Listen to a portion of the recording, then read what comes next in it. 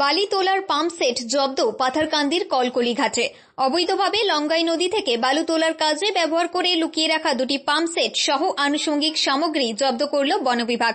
গতকাল শ্রীভূমি জেলা বন বিভাগের এসটিএফ শামস উদ্দিন লস্কর সহ পাথারকান্দি ফরেস্ট কর্মীরা যৌথ অভিযানে নেমে কলকলিঘাট এলাকার লঙ্গাই নদী থেকে বালু তোলার কাজে ব্যবহার করে লুকিয়ে রাখা মেশিন দুটি বাজেয়াপ্ত করেন।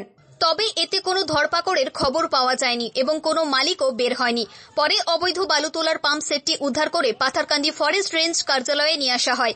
এ মর্মে এসটিএফ বলেন, অবৈধভাবে বালু তোলার বিপক্ষে বন বিভাগের কঠোর অবস্থান অব্যাহত রয়েছে।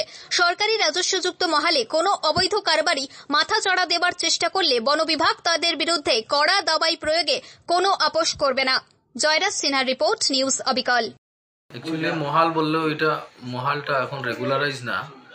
বর্তমানে আমরা তো মেন্দিবাড়ি থেকে শুরু করে পুরা নদী লঙ্গাই 3, লঙ্গাই 2 এগুলো আমরা অভিযান চালাচ্ছি।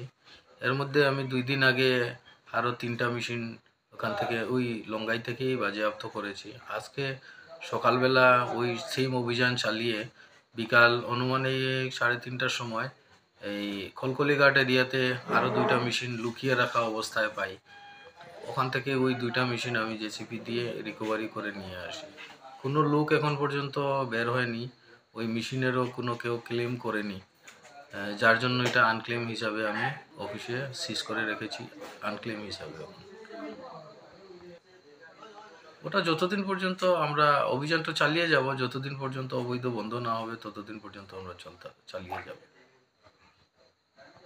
ধরপাকড় হয়নি কারণ নদীর পাশে মেশিনগুলো রাখা, কোনো মানুষে ওখানে ডাম্পেও মাল নেই, তো মেশিন দিয়ে যেহেতু অবৈধ বালু অ্যাবস্ট্রাক্ট করে বলে আমরা প্রমাণ আছে, এর জন্য মেশিনগুলো আমরা রিকভারি করেছি।